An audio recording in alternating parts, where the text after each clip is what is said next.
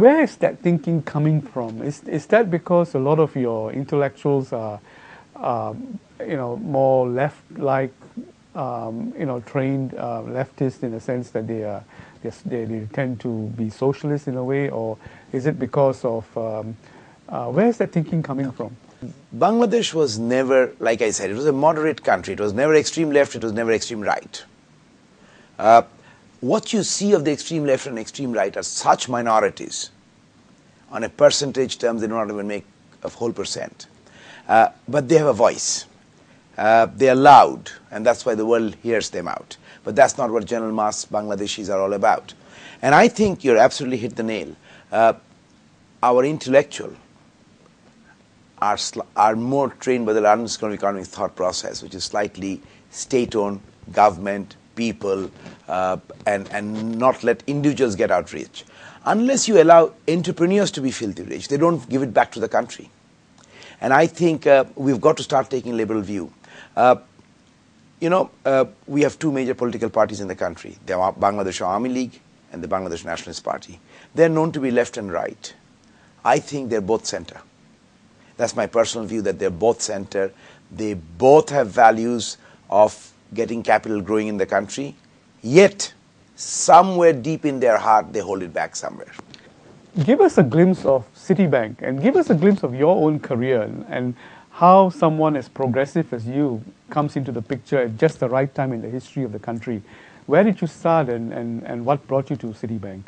I started my career with a bank known more in this part of the subcontinent, the Greenlace Bank, which was later bought off by... So you're an ex-Greenlace banker? I'm an ex-Greenlace banker, okay. Which was bought off by Australian New Zealand banking group, okay, ANZ, and we became a part of that.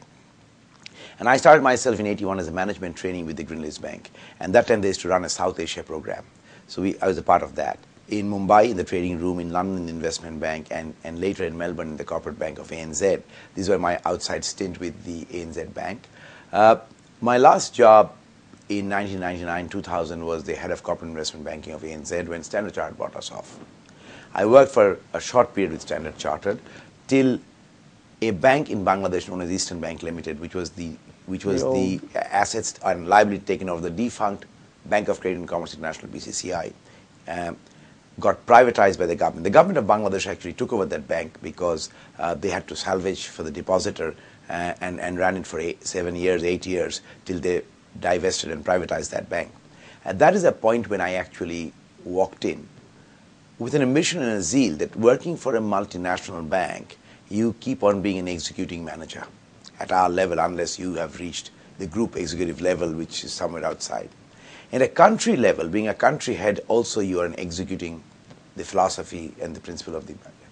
Working for Bangladesh, which is such a small country, these global banks, for them it's a blip, do not want to have the time to hear for the philosophical change that you need to do in Bangladesh. I thought for a local bank that's an opportunity.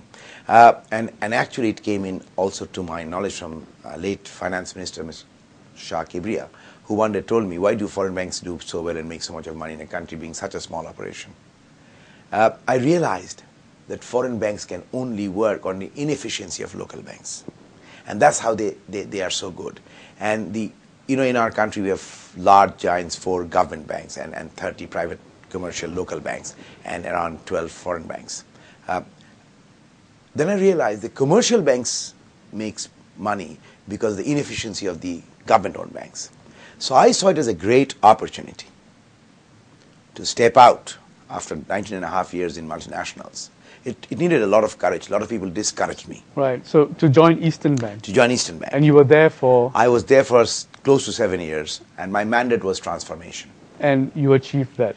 And today, every good thing that happened when they compete with the international giants, when they get the international bid competing with Standard Chartered, CTNA, I say it's a matter of pride and not of jealousy. They're a competition.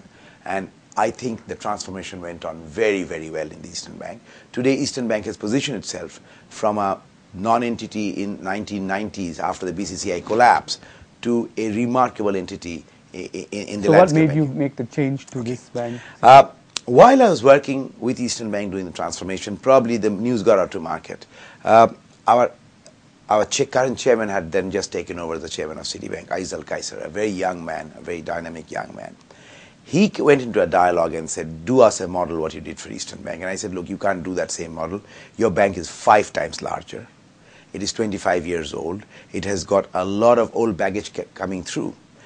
We kept on talking at a very, very informal level of strategy till I believed that the new board in the Citibank wants change. And I said, I cannot give you anything else. I cannot come back and run a traditional business shop like you have been running for 25 years. And his only mandate was, I want change. And that is where all the expertise, you see, my expertise was in corporate investment bank, treasury, that I've worked in international markets, which got changed. Today I don't do corporate, I don't do investment bank, but I only basically do strategy. And that is where I realized the potential, because this is much, much bigger. It has got a much bigger network than Eastern Bank. If we can make this an efficient engine, we can really stand out and compete and be a #1 bank in the country. But making that change, what's involved in terms of the kind of employees you look at, the amount of training you got to put in place, the mindset, and on top of that, of course, in Bangladesh, this whole issue of technology and how important is putting in place new technology. I think the biggest challenge is the mindset. The mindset of the board, the mindset of the employee, the mindset of the regulators, and the mindset of the stakeholders. I have seen this when I came into Eastern Bank. I was heavily criticized first 2-3 years that I'm going to finish this bank and take it back to BCCI level. Because on a transformation, you don't see anything physically happening till 3-4 years. But Eastern Bank had given me the experience for Citibank. It had taught me how to tackle and not be demoralized and not be frustrated. The same thing happened. I think most banks do not change because of the mindset at the top, the mindset of the CEOs and the mindset of the board. I found out a very good opportunity talking to the board of directors of the Citibank. You know, Citibank is the first generation bank, but currently in the board is the second generation members. People who were sponsor directors have retired out, and their children or people from outside. My average of my board is younger than me, so you can well imagine that Right. it's all the second generation. It's all full of energy. It's all full of the radical thinking and changes. And I realized that this is a much bigger ship. To turn it from going to South Pole to North Pole will take me a longer time, but I've now learned the technique of turning the ship. And if I can do so, it's going to get speed and efficiency.